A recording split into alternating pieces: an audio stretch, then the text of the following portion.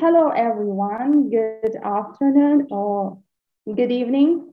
I know we have people from different parts of the world, so welcome to our webinar for UCU Business School. The topic of our webinar is the project canvas, a new and simple framework to manage your project more successfully. Thank you for joining us. And before we start, I want to tell a few words about UCU Business School, about us. Who doesn't know, Business School of Ukrainian Catholic University. We have been developing open and responsible business community for more than 14 years for now.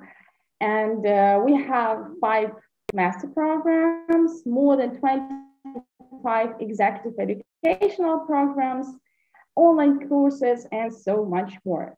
You can visit our website, and the link to it we will share in a chat box and also in a follow-up email later. I guess tomorrow you will receive the follow-up email with all the details. Also, as you probably all may know, there are tough times in Ukraine right now because from the end of February, the full-scale war began with Russia, and it's all affected the business and the education system, and our business school is adapting and trying to find the new operation instrument to work right now. And a lot of international partners agree to support us, and thank you for that. We have started a series of webinars since the war began with our international partners. We have talked with Rita Magrad about strategy, with Ron Boyer about crisis management, and now we are talking with Antonio Nieto-Rodriguez on the topic of Project Canvas. And thank you, Antonio, for supporting us, and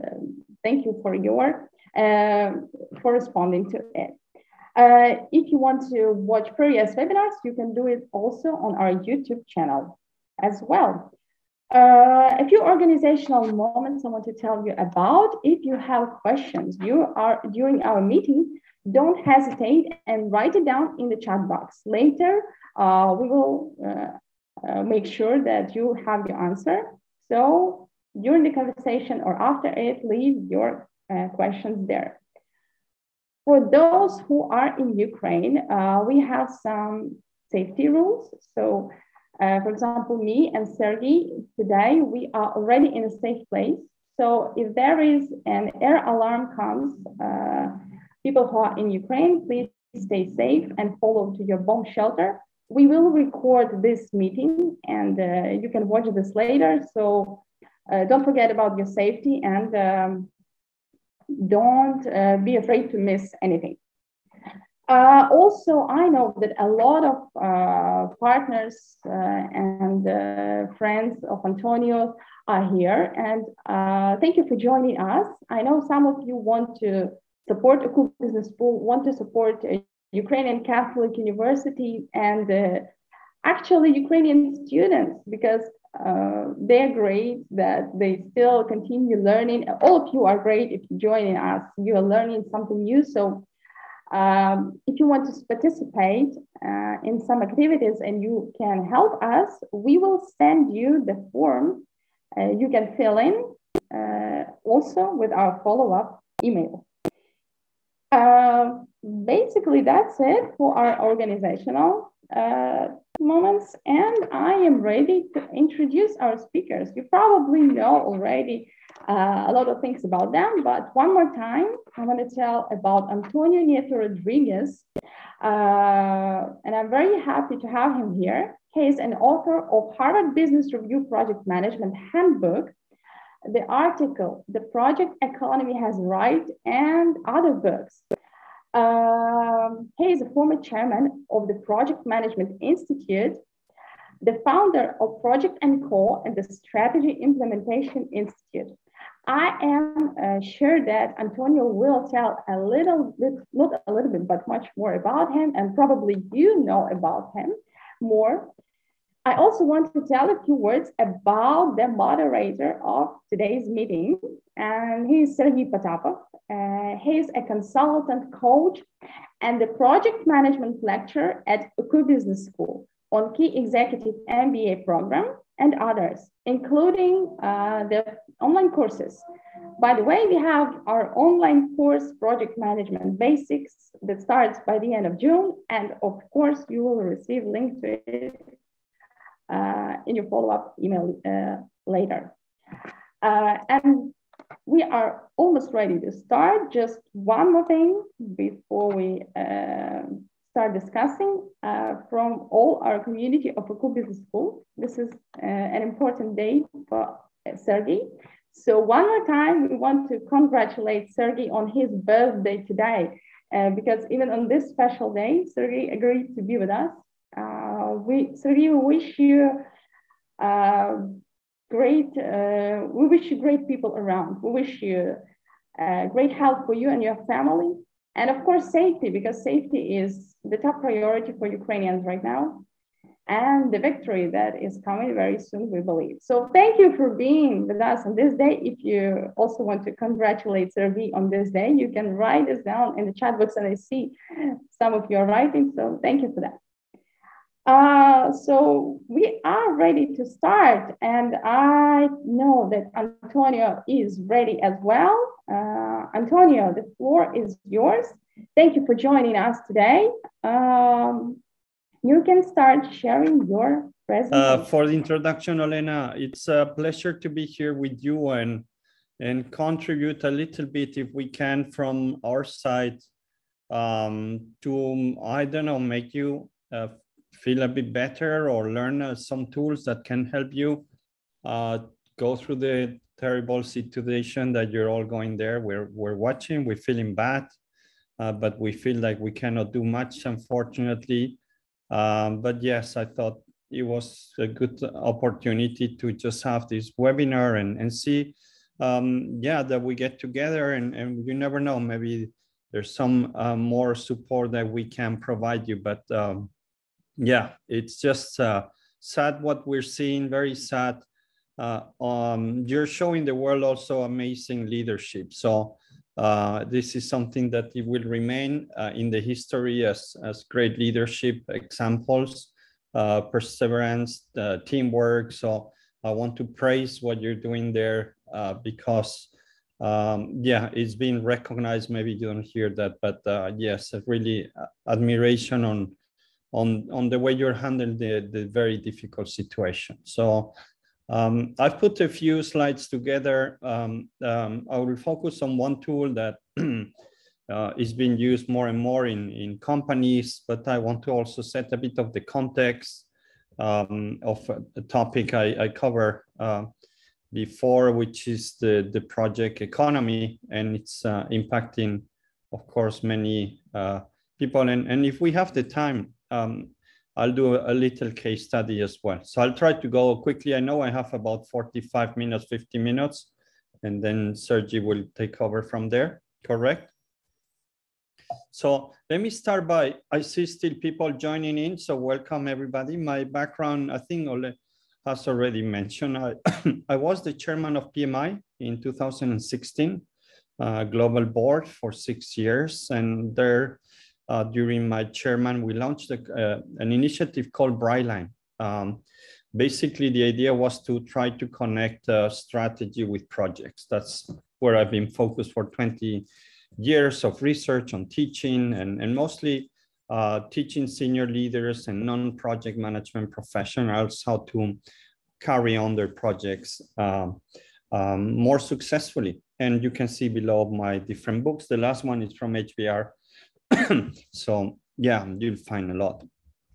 Let me try to explain briefly what is the project economy. This is one organization, one business. Imagine, I don't know, Unilever or Vodafone or a bank like BNP Paribas, the one of Roland Garros. And so this is just one company. And if you look at the way any organization has two dimensions, two sides, two business models within. One is to run the business, run the organization as smooth as possible, as efficient as possible. The other side is to change it right? And so that the business continues. There's no business that stays the same over many times, right? Including business schools. They need to continuously adapt and develop. I did quite some research for my books in the past, and what I realized that 80 years ago, 70 years ago, the majority of the resources, the employees, the budgets, the management, senior leader time and attention, where were they focused, was on the running of the organization, the blue part. Most of the resources, most of the people had a job there. And change was important, but not really urgent, right? You could be 10 years with the same strategy, 10 years with the same products, and really nothing will change that much. There were not many projects. At the same time, we've become more efficient. We need less resources because we've introduced new technologies like ERP systems, you know, the SAP, business process reengineering, total quality management, Six Sigma. They're all focusing on how can we do the blue part faster, cheaper, better. So that has generated that over time, there's more projects in company. There's more people working in projects part-time, most of them part-time. But yeah, because we don't need that. The big disruption happens when you start seeing artificial intelligence and robots in industries or companies. Like, for example, in banking. In banking, today you see more technology than bankers. Why? Because artificial intelligence, they take care of that part. They can learn how to run the business. They can learn that technical part, right? They know. So what happens is that a big shift happens. A large proportion of the organization starts working project-based, agile team, continuous transformation of the organization. And this becomes very disruptive because it changes a lot of the things that we've been doing so far, right? This happens in the bank where now about 80% of the people work project-based in agile teams. Operations is mostly automated. So this has a lot of consequences. This is the project economy, meaning that the future of work is project-based. Okay, it's not operational based, it's project based. It's driven by change. What are some of the consequences? So the role of the chief operating officer is dead. We don't need that, right? It was important when operations was 80% of the business. Today, it's more like, I call it the chief project officer. It's not the PMO, project manager, it's the chief officer who really accountable for 60% of the resources. Job descriptions. I'm sure many of the participants have a job descriptions, but job descriptions are things from the past in this blue part. You don't need job descriptions in companies like IBM with more than 100,000 job descriptions. They cancel them. They realize that people are working on priorities, on customer needs. They're working on projects, and then when the project is over, they move to something else. So there's a lot of changes because of that flip between projects and operations, where projects become primary, resource allocation. Of course, one of the biggest challenges is, okay, now we have hundreds of projects. How do we prioritize? Which one are the most important? This is one of the biggest challenges I come across with all the companies I talk is, they have too many projects. How do we manage that? Which one is the most important? So that's the importance of having prioritization, focus, and competencies. This is not easy. One big change is project managers need to generate revenues and value. Usually, traditionally, project managers are not really accountable for the benefits. They're accountable for delivering a website, changing a system, doing an organizational change, but not the benefits. And my view is that has to change. Now we need project managers who deliver value and benefits. Okay, this is a big change in the mindset. We need competencies. This is very interesting. Over the last 40 years, when a company wanted to build project management competencies, they will train project managers. That's it. The big difference now is that companies are training every employee on project management, everyone, project, change management, agile, fundamentals, not the deep expertise to become a PMP or certified, but the basics are so fundamental, including senior leaders. They often don't know what their role is, okay? So that's very interesting. Everyone has to be learned. And then we had a big debate in project management for 20 years since what Agile came into the world. And it was like a battle. And I will explain why it's not correct. So as you can see, a lot of disruptions, all positive from a project perspective, because it's the kind of skills that companies are looking for. But on the other side, if you look at research around project success, it's terrible. We have a very poor performance. Around 60 to 70% of the projects fail. There's very little professions which has that bad failure, that terrible performance. I've been chairman of PMI. I'm trying to influence the profession, and I say, we need to do better. Okay, we cannot be credible. We cannot be seen strategic if we keep failing so much. And again, these are statistics, so there's always, you can challenge them. But overall, when you look at McKinsey, HBR, and Brightline, and the numbers are very similar. So if you look at the reasons why projects fail, this is interesting because we always blame the project manager.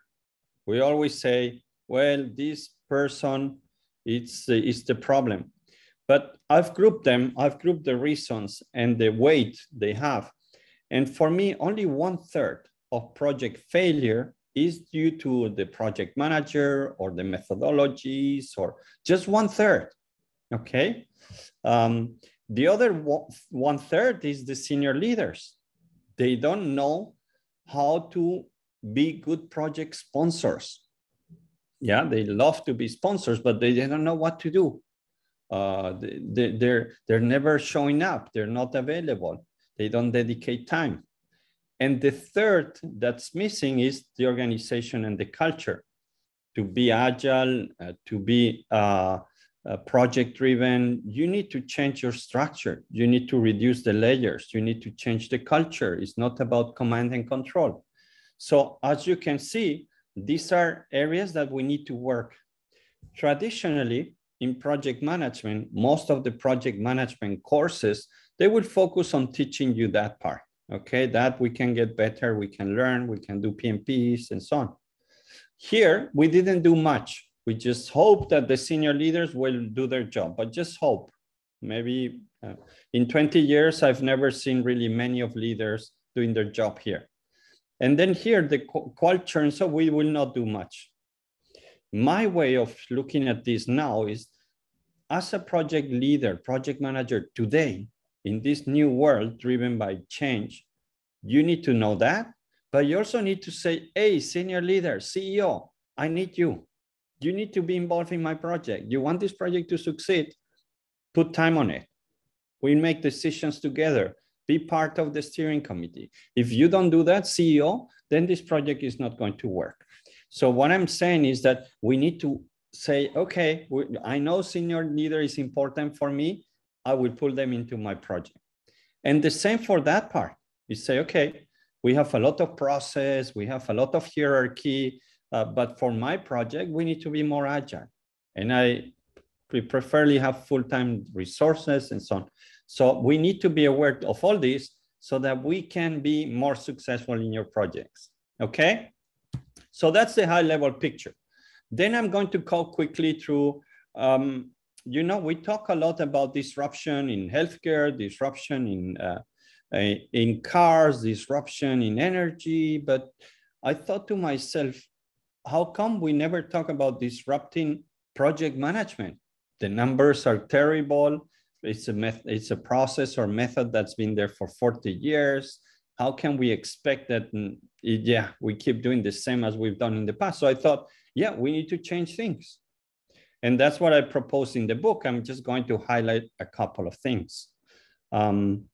So 3 points I'm going to cover. We need to change how we monitor and assess project success. We need to look at the life cycle of a project, and we need to simplify project management. That's the canvas. Okay. So this is for those that know a little bit about project management. Even if you read a little bit, went for an hour course on project management, I'm sure this is one of the things that you learn or they teach you. We call it the triple constraint or the golden rules, which is kind of the golden frame or concept that we have in project management for the last 40 years, which says, well, your scope, which is what you want to build, the requirements, the specifications, determine the cost of your project, and they determines the time. And the quality is the testing, yeah? So this is all interrelated. But I have done like more than 5,000 projects research, and there was something coming across very often. I'll show you. How would you consider a project that originally was scheduled for 4 years and a budget of 7 million, but then the project took a little bit more than 4 years, 14, and it cost a little bit more than 7 million, 102. Obviously, this is a terrible project, right? From a project management perspective. And yeah, it should be canceled. Why nobody thought of stopping the project? After 5 years, it was losing. But then I show you and I said, wow, this is the Sydney Opera House. How can we say this was a terrible project? How can project management say that this is bad, right? So I thought that we're missing something. We cannot say that this is bad when we know that in 1 year after opening, they made more than 100 million Australian dollars they pay. And it's being, so I've been developing 2 additional concepts in project to support the triple constraint that you see here. So one would be the engagement. We don't know how people are doing. One of the most important success factor in successful projects is the team is engaged. Yeah, the more engaged the team, the more success the project.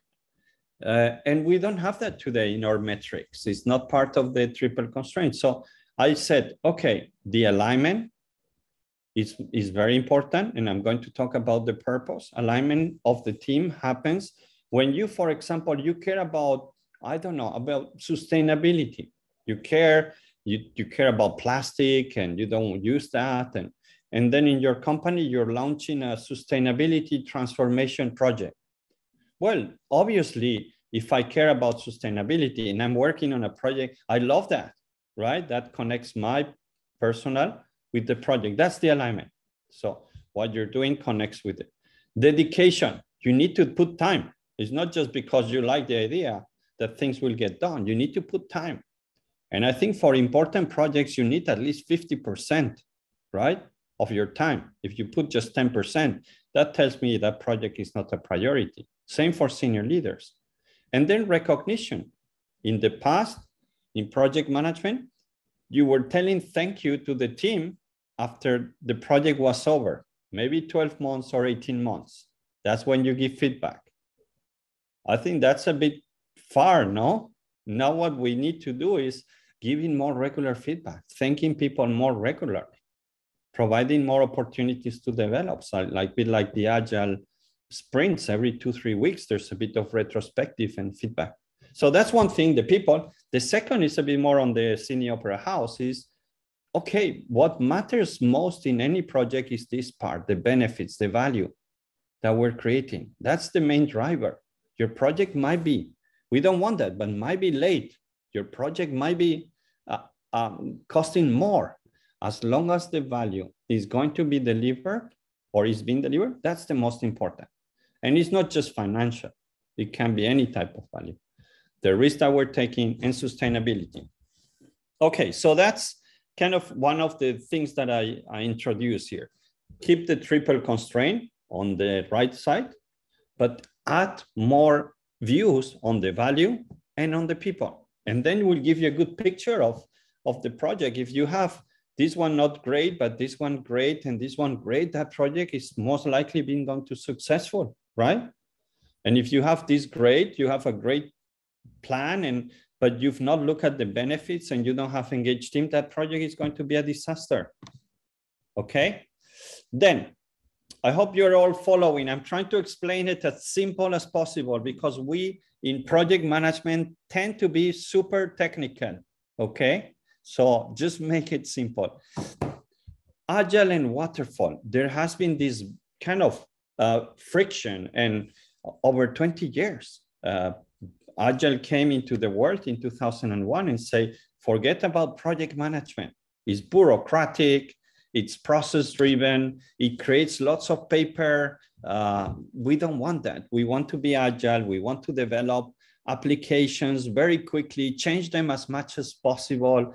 And to some extent, that was correct. So, but I think that the key of today for managing and delivering big transformations is we need them all as a company, any organization in the public sector, non-for-profit, profit, you need these competencies. You need project management for some type of projects, things that you are kind of familiar and not too unknown.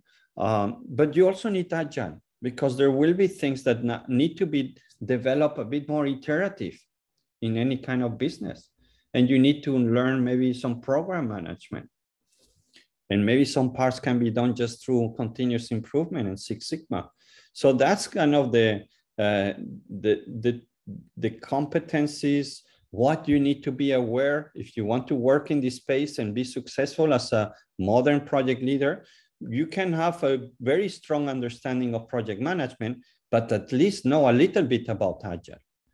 Every digital transformation that companies are doing has a mix of program management, project management, Agile, and in many cases, because we're reinventing the business, there's a bit of lean startup.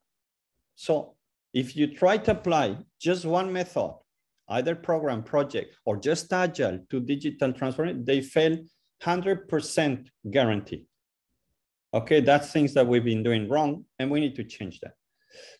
This is another example of what I think needs to change. This is a hospital that has been built in Brussels, Belgium. That's where I'm today. The construction started in 2016, and it was going to be completed in 2020. So 4 years to be done. Okay. To my surprise, I was driving there regularly. In 2018, 2 years before the deadline, I see like celebration. So I stopped. I wanted to see what's going on. They're still building everywhere. Well, they opened the hospital 2 years in advance, not the whole hospital, just the ground floor, the first floor, and the second floor. Third, fourth, they were still working. And I said, wow, this is incredible. I've seen that done with an application, with an app, with a website that they launch one page or two, or a system, and they start developing. But with a construction, that's different, right? And it's not different buildings. I can understand that you open one and the other, but that you do it in the same building. And in 2 years, they started to create benefits and value, and they had patients and babies were delivered, not in 4 years. So what the world needs today is this type of approaches for projects. We need project managers that think like this. It's very complicated. It's not easy because we are used to say, okay, let's build the project like this. Let's build the hospital and then we open. It's much easier. It's very complex to say, okay, we open half and then we continue build. But the good news is that you don't mind if this part is a bit late. If they deliver the project in 2021, okay, that's good. We're still making 2 years in advance benefits for the community. So as a project manager today, the most important part is we think about this. Make our plans, based on this. And I can tell you, I've been 20 years in projects and it's just not very easy. Not very easy. I don't have the formula. Then how this reflects to the project life cycle. This is normally the project life cycle is when does project happen? So there's the ideation. Project management doesn't talk about that. We do the initiation of the project. We plan it. We make a detailed plan. We implement and control, and then we close it. And then what happens after is not really. My view of the modern project management is different, very different. I think project managers today need to understand what happens in innovation and R&D, and maybe act as facilitators of innovation and be the ones that decide if an idea is ready to be a project or not. Many ideas are starting as projects, but they're not ready to be a project. Then we'll do the traditional stuff, and then sometimes we'll run what we build. But you see here, 40% of our focus will be on benefits. So that's where I see the biggest opportunity. That's where senior leaders are looking to us. That's where organizations are looking to project management, is to deliver benefits. That's where we need to focus. Okay, and the last part, and going to just the practical cases, most of the most successful business concepts are super simple. And you are maybe members of the business school, or you've gone through an MBA, so you might be familiar with the picture that you see there. Is the 5 forces of Michael Porter, right? Very simple. And you can have a discussion about strategy with your team, with your organization. You don't need to be a PhD in strategy or a strategy consultant and read 100 pages to discuss strategy. The same for Kotler, the 7 Ps of marketing. You can have a good discussion about marketing without being an expert.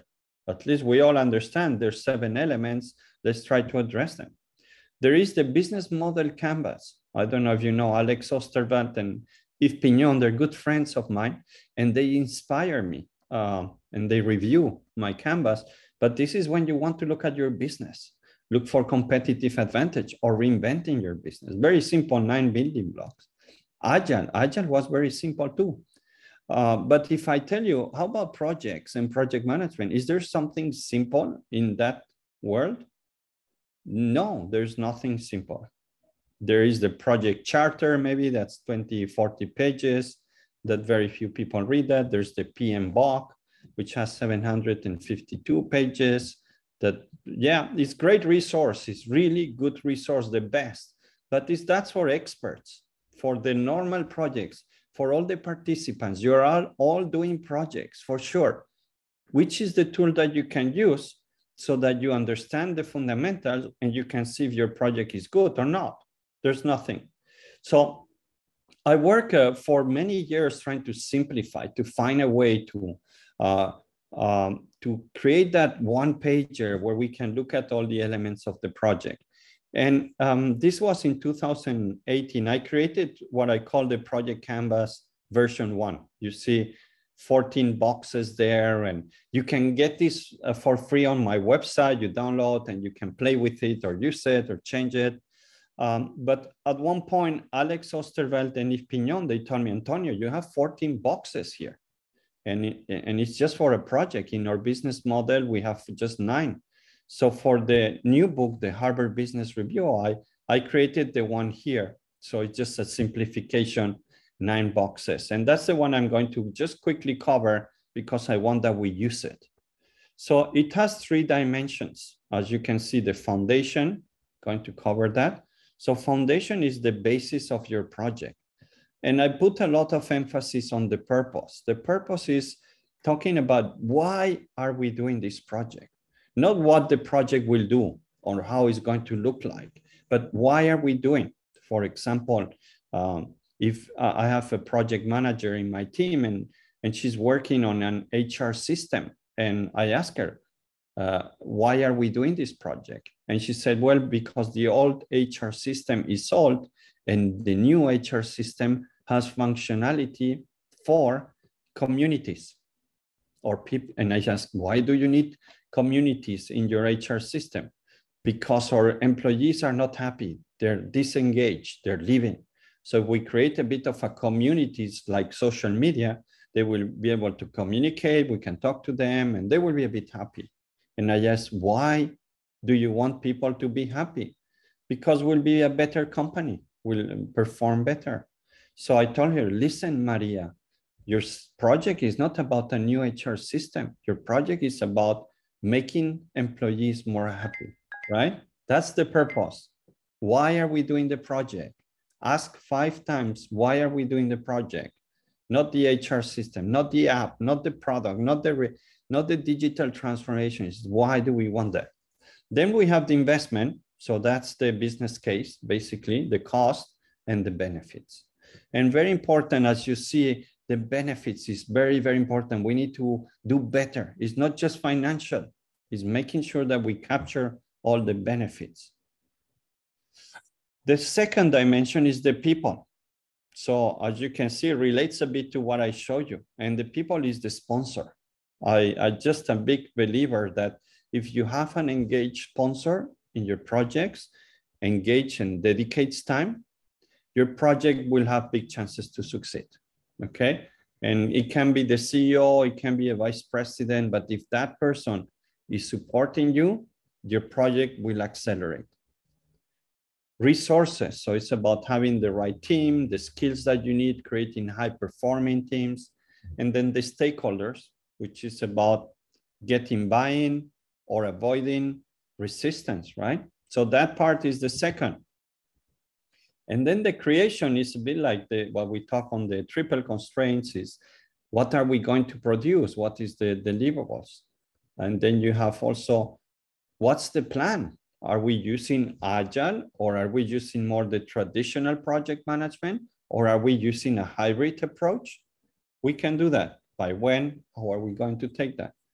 And then the change is all around the change management and risk management, and just making sure that people are aware that there's communication about that. Okay, so simple. And I see how we're going to time. I think I have a bit of time. So let me do a case study here with you so that you know how it works. So this is a project that happened in the US in the time of Obama in 2013. There was a big policy called Obamacare. And it was about providing healthcare and insurance policies to the lower classes and medium classes. As part of that policy, they decided to create a website, just a website, a platform where people could go in and just sign up and check their doctors and do it. So just a very important project, but it was a disaster. It didn't work. So I'm going to show you a small video here that explains a bit the project, okay? Watch it with me, please. It's just about 3 I want to get to this issue of exactly who is in charge of this project, because you're now blaming it on the contractors and saying it's Verizon's fault. So who is responsible for overseeing this project? We own the site. The site has had serious problems. Who is in charge, Madam Secretary? The person now in charge as an integrator is QSSI, one of our... Who was in charge as it was being built? Was in charge up till... At that team, who is the individual? Michelle Snyder is the... Michelle Snyder is the one responsible for this debacle.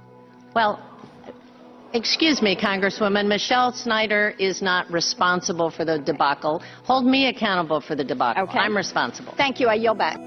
The Patient Protection and Affordable Care Act came into effect in 2010, and now every American is required to have health insurance. The government set up a website that was supposed to be the easiest way for everyone to shop and get enrolled, and that was healthcare.gov, which is arguably the largest consumer-facing web app the government has ever built. I'm covered. We're covered.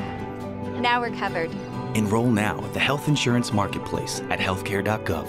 And on the first day, October 1st, 2013, it didn't work. Today was the first opportunity for millions of Americans to go to these new exchanges and sign up for insurance under Obamacare. And it turned out so many people tried to do that, computers crashed. You've probably heard that healthcare.gov hasn't worked as smoothly as it was supposed to work. There were major problems all over the country. Websites were slow or crashed altogether, leaving a lot of folks angry and frustrated. Healthcare.gov, as the website is known, got some serious glitches into its system yesterday. There's going to be a lot of evaluation of how we got to this point. There is a larger problem that I probably could have identified earlier, and that is the way the federal government does procurement and does IT is just generally not very efficient. I think it's fair to say that we have a pretty good track record of working with folks on technology and IT from our campaign. Both in 2008 and 2012, we did a pretty darn good job on that. On my campaign, I could simply say, who are the best folks out there? Let's get them around a table. Let's figure out what we're doing. And we're just going to continue to improve it and refine it and work on our goals.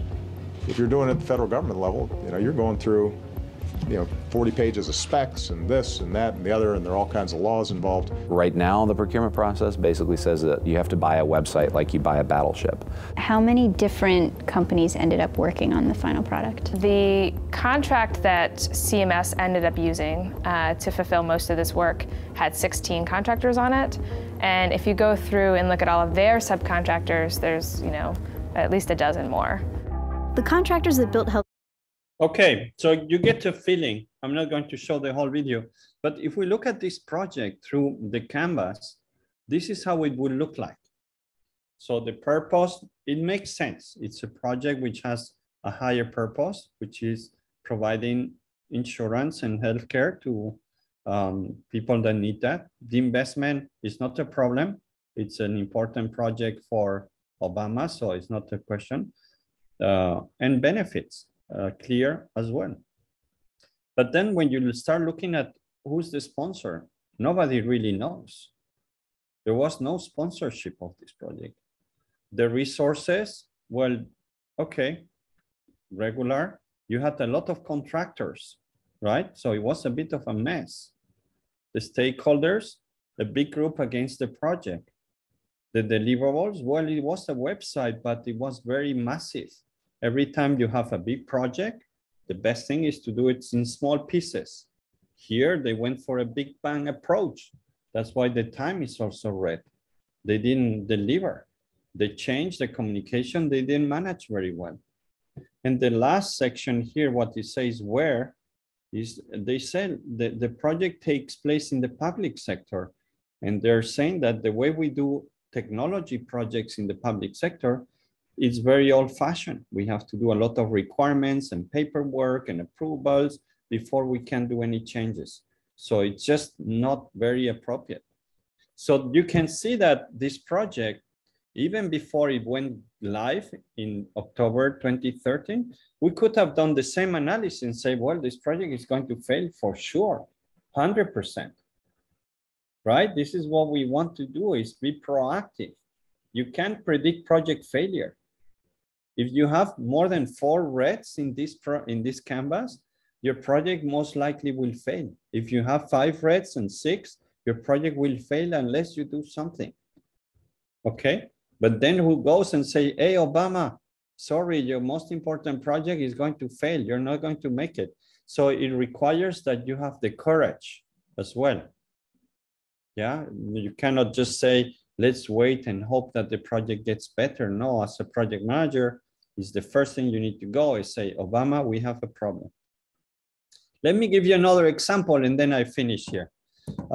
There's, of course, the COVID vaccine as a great example. Knowing a bit of the pharma company, the vaccine business, creating a vaccine in 10 months, it was seen as crazy. It just normally 10, 12 years. So nobody believed it was possible. And if you look at how they did it, so they had the higher purpose and the sense of urgency, very important. executive sponsor. Let me go to the slide. This is how it looks in the canvas. Everything is green. There's a higher purpose. There's a lot of investment. There's lots of benefits. The sponsor is the CEO of companies like Moderna or Pfizer. Do you know how many times these people work in the projects? The CEO of Pfizer, 100% of the time work on the new vaccine, 100%. Usually they don't spend any time. The best resources, everybody in favor of the project, not major resistance. It was clear what they wanted to achieve. The plan, it was hybrid. They had some planning, but many of the things were done in an agile way as well. They didn't do all the testing for all the ages. They were focusing on the areas and they were developing fast, getting approvals in different phases, just in parallel. And the communication was done very well. So with that, you can clearly see on the top is the homecare.gov project. Doesn't look good through the canvas. It's going to fail. The bottom one, all green, good chances to succeed. Okay. And the last part, I think the good news is that knowing what it happened with the vaccine and how it was developed, it gave us the formula for solving big problems in the world. If we have a higher purpose, sense of urgency, 100% commitment from the top and dedication, you have a flat organization, a hybrid approach, and risk takers, stakeholders, everybody agreeing about the project. This is how you make it. And I think this is a very important point, is projects are more than just delivering of change. It's a way to create inspiration in a country or in a company. People feel proud when they are part of a big project, when they are part of a project with a goal and a deadline. And I don't think many leaders see that way projects. And that's something that I always say. What is, for example, in your company, what is the project that is going to transform that and makes you excited to go to work and tell to your friends and your family, I'm working on this project. This is what we're going to make. Yeah, if you're SpaceX, for example, you're working in SpaceX, you say, well, by 2024, we want to put somebody in Mars. If you work in companies, that's the project. So if you don't have a project in your company, or if you don't have a project in your country, then that doesn't create the enthusiasm that we need.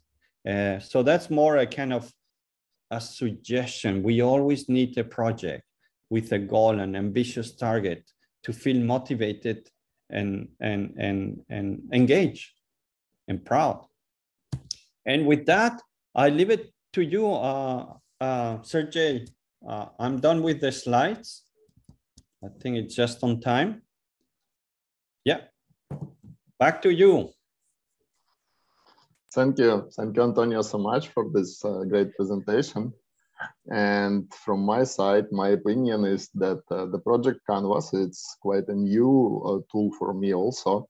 I think it's one of the best concepts to provide sensible visualization for the project management, for the different disciplines that are included in one big project management. So I promise you, I will use this concept to present to my students and combine the different parts of project management into one system.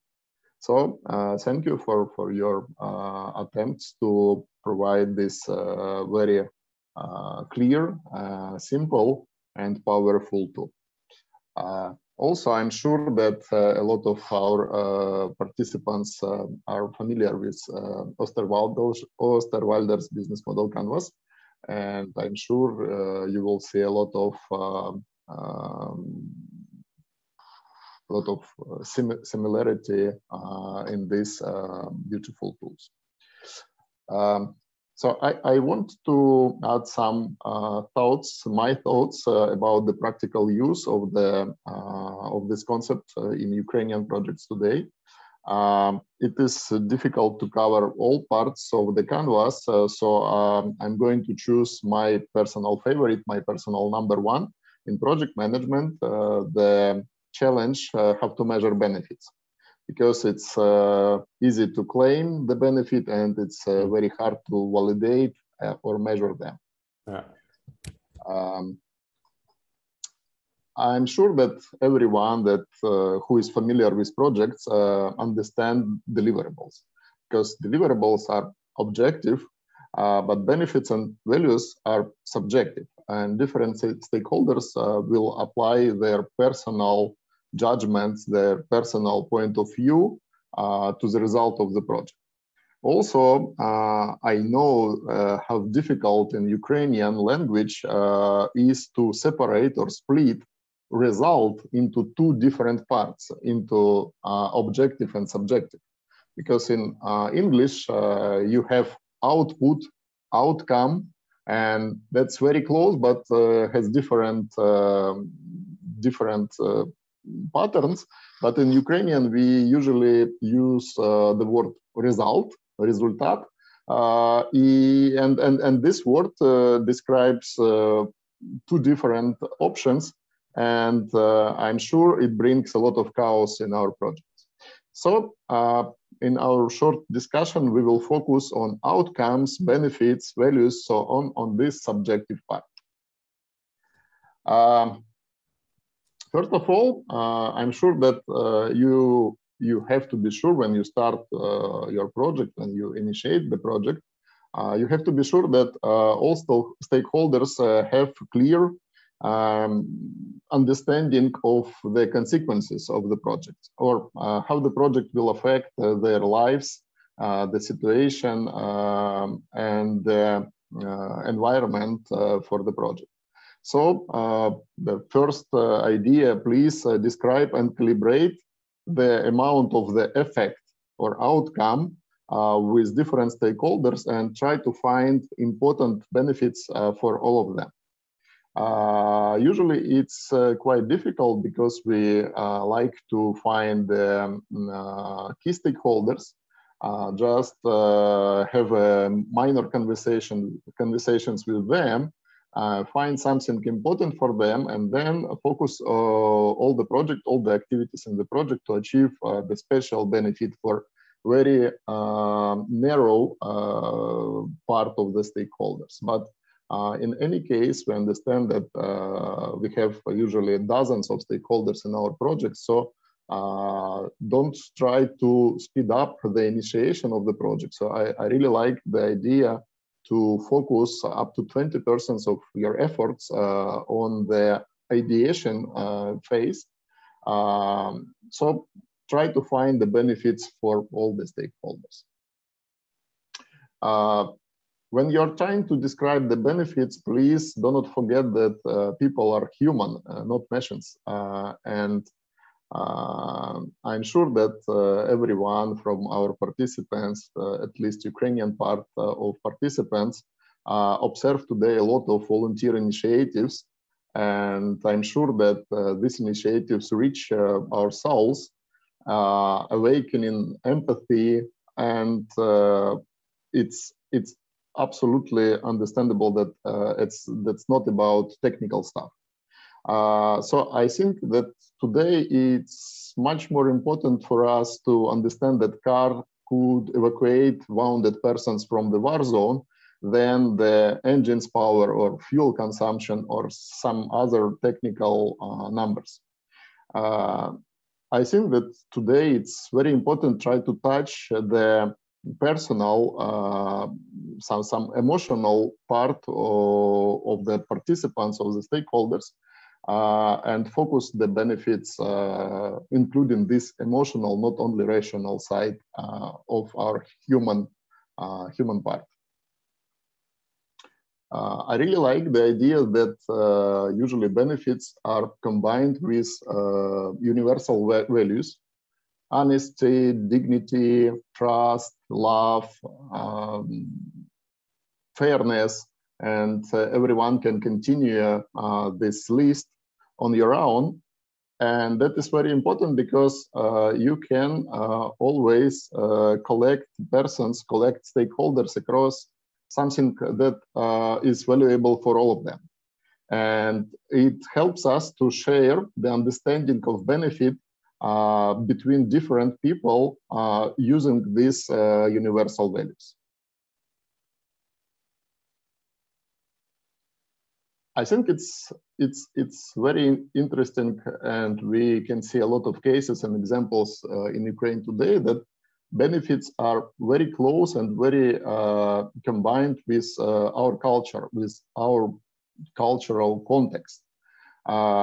It can help to add additional dimension to your projects because not only rational elements will be seen, but also you can include some intangible and specific for your projects for description of the benefits.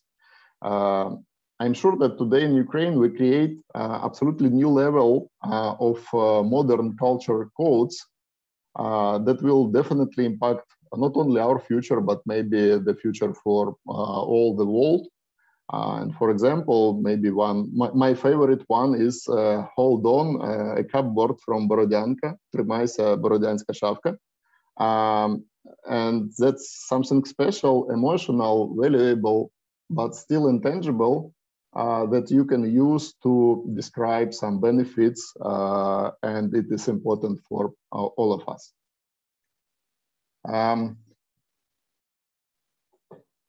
Usually, when I work with projects, when I start some initiation phase for different projects where I'm consultant, I usually try to understand what is the problem and what is the objective. So what is the difference between today and tomorrow? So it is very important to understand that every change, and we know that the project is always a change, the change is possible only when we feel a tension. If there is no difference between your expectations and your reality, you do not have any reasons to deliver unique results. And that's very important to have why. I'm sure everyone heard about Start With Why of Simon Sinek. And the feel of urgency and need, these elements are very important to move forward, to provide you a motive to move forward. And understanding of the difference between today and tomorrow will organize the flow of activities, the flow of tasks, the flow of resources, and then in the end, you will achieve a needed result. So please be unsatisfied and believe that tomorrow you can create something better than today.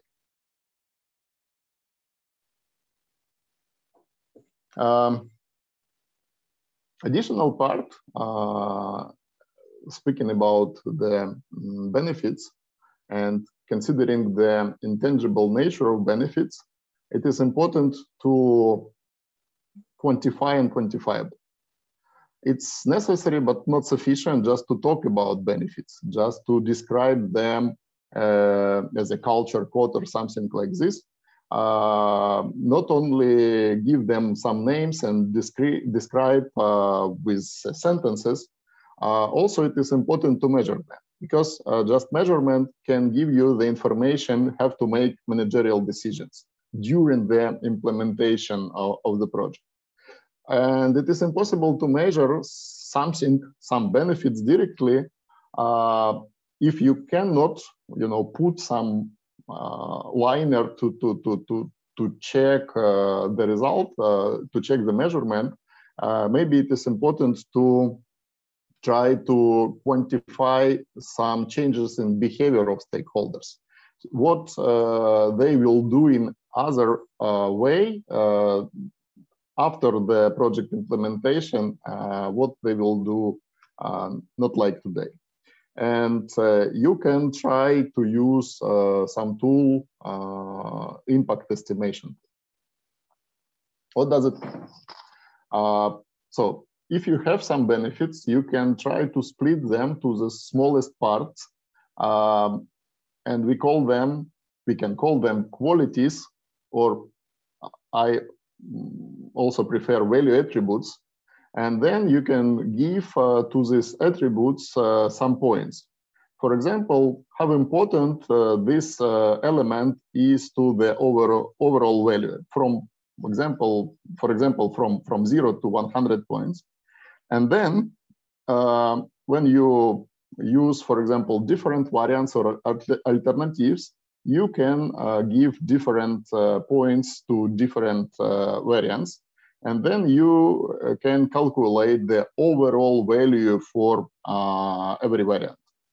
In this case, you will have some proxy number that will give you the understanding of overall value of different variants. And then you can calculate the cost of every variant, divide value to the cost, and achieve value for money. So in this case, maybe it will be easier for you to choose the better option to implement. But in this case, you have to understand that there is some traps in this idea. Unfortunately, this method will not guarantee that everyone will agree with you, with your decision. And in any case, even if you understand that somebody will not agree with you, this attempt to quantify and quantifiable is better than just flip the coin. Please consider that this tool is very difficult to use in the situation with life or health. And for example, I know that today in our Facebook community, we have a lot of conversation on the case. It is better to buy one new car to evacuate wounded soldiers, or to buy for this money 3 used four-wheel drive pickups. And it's difficult to calculate value because in any case you will try to measure with money some lives of our soldiers, lives of our relatives and friends. From the other side, also you will have some conflicts when you will try to understand what is better: to wait 1 month to collect needed amount of money to buy a new car, or just buy used car right today. And guys, the life is very difficult, and sometimes you will see the situation when different tools will not help you to achieve mathematically correct answer, what is better. Anyway, you understand that your decisions are based on your personal values. And please remember that your decisions and your responsibility for these decisions are much more important than opinions of unknown persons from Facebook. So that's my short local input to the great topic started by Antonio. Thank you again for this presentation of the Canvas. And so I hope that this presentation will help us to think about benefits, about the purpose of the project before we start, not after. So, dear participants, I think the question time begins. So please put your questions into chat box, and we will try to start our Q&A session. And I think we have up to 15 minutes. Thank you, Sergey. Thank you, Antonio. It was really inspiring, interesting, and useful. Ladies and gentlemen, please do not hesitate to ask questions that bothers you, that you might be interested in. For now, I see there is one question, which I believe I do not, Antonio is not ready to give the answer. I see the question from Mikhail Vidyakin. So let's structure the main project for Ukraine, have to defeat Russia and get Ukrainian victory. Михайло, дякую за це запитання. Не впевнений, що Антоніо прям так легко нам на нього відповість. So Antonio, have to defeat Russia. Could we put this question into our canvas? Well, I think it's a great question. It's just difficult to answer. I think, to be honest, yeah, some countries are also using projects for bad things. And you can see that with what's happening in Ukraine. The enemies kind of had a plan with a purpose and not for positive intent, but negative. But often you see that when there's these terrible situations happen, the kind of bad people, they have a plan, they have a project, they know what they want, and the rest of Europe, we were not prepared, we were unexpected. So I think that now my view is that as Ukraine, as Europe, we need to develop a strong plan, a project with a vision. And I missed that from the European Union, from NATO. I wrote an article saying, what's their project to just create the future? And I missed that. So I cannot tell you how it looks like, but I do think that it could be fundamental to do something around that and develop the project for Ukraine for 2030 and how to get through this and having an inspirational vision. It can be, I think, very positive and powerful as well. I know you're already putting a lot on your side, but these kind of things serve as a platform and create more support. So I cannot tell you, unfortunately, how it would like. And I can tell you that we need more support from the international organizations with their project. What is their project? I don't know. They are, of course, trying to help, but I don't think they're doing enough. So it's just a debate, which I think is good to have, and hopefully it leads to something more concrete. But at the moment, I cannot give you more details than that, unfortunately. But maybe you can try to define that. Maybe what, based on what you've learned today, maybe make your canvas on how you see it. Why not? Okay. So maybe when we are waiting for other question, I also will ask you, Antonia, do you have any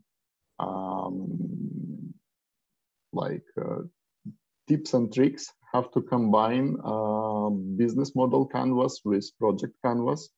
Because I'm sure they are not very similar. I feel that they have to, they have to have special APIs or program interfaces to coordinate different levels of thinking about the project. No, it's something that is in my mind, but I didn't have the time, Sergey. Yes, it's how to connect that with other concepts, especially the business model canvas. I know that there is, of course, when you're transforming your business, there needs to be a project. So that's where I was seeing the connection, but it has not, I didn't do it yet. So it's something quite kind of a next step. Yeah. Oh, great. So we are, we can see the burn of a new model. That's great. So more questions from our chat. Did all the projects you have participated in fit the canvas mainly? So do you have any examples that are not, that could not be put into the canvas? All of the projects fit in the canvas, yes, Yuri. just don't recommend to use all these for small projects. For, I don't know if you're organizing a small event over the weekend, or it's a mini project, but I don't think you need all these methods and so on. But in principle, it applies to personal projects. You could put, Yuri, I don't know if you're married, but you can put your wedding into the canvas. And if you're doing a good job with the plans and the project, it will be all green. So yes, it fits personal projects, non-for-profit, country projects, and business projects. Normally it fits, yes. So we have also a question from Martin Tooley. At what stage will you suggest the project canvas is completed? Should it be dynamic or one-off? Good question, Martin. Yes, you do it at the beginning, just to, it's a bit of like a sense check whether the project, you have all the elements to be successful. You can still launch the project with some elements that you still need to fine tune. And then it's done on a regular basis to look at progress and how you're doing. And then when the project is completed, you can do a kind of a post project analysis to see how it looks like at the end. But that's it. It's dynamic, yes, in the sense that it can evolve today and in 6 months, because you've worked on the red areas like the stakeholders or so. So yes, it can change. Also, we have a question about the cultural heritage preservation projects. And the question is the project canvas helpful for this kind of projects? Digital, as I understand, it's digital copies of cultural heritage objects. Yeah, it's helpful for that too. As I said, there's 2 versions of the canvas. One is the one I presented. This is kind of a bit more difficult to share because it's part of the book of HBR. You can, I think, find it anyway. But the one in my website, which is just my name all together, it's for free. You can download. It's a bit more detailed, but I'm sure you will use it as simple as the one we looked here. So that one, try it out and see what you think. Okay. So please contact us maybe after the event, and we will try to coordinate some activities with cultural preservation projects. Guys, if you have any questions, please put them in the chat box. And I want to thank everybody who joined as well, Sergey and you and Olena, and there see many faces that I know just to support the idea. I know Olena had an idea of maybe creating a forum and see how we can find ways to collaborate if there are projects in the future or opportunities. But thank you. I see Chris, I see Paula, I see many people I know. So thank you for being there. I don't know if we can take a picture with the cameras on, that we can then share afterwards, but if not possible, we'll just share a bit of the recording. I think that's not possible because due to the settings, our participants cannot turn on the cameras. That's what I thought, yes. No, we'll leave it for another time. Yes, thank you. As I told you, as I told earlier about the forum, we will share the forum for the speakers who want to participate or support Ukrainian students. We will send it tomorrow with the follow-up email with all the details, and you can fill it in and tell us a little bit more. Thank you, Sergey. Thank you, Antonio. Thank you very much, everyone who joined us today. It was very inspiring, interesting, and definitely useful conversation.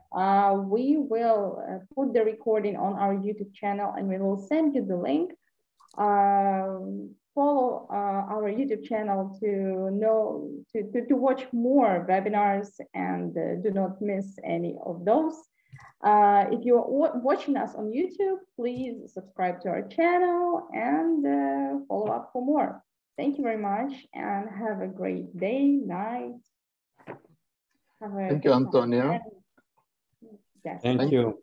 Thank you for the participants, and thank you, Antonio, that you have found this time for us and share your knowledge and your expertise with Ukraine. So highly appreciated, and let's keep in touch. Let's keep in touch. Thank you. Thank you, guys. Thank you, participants. Bye-bye. Bye. Bye.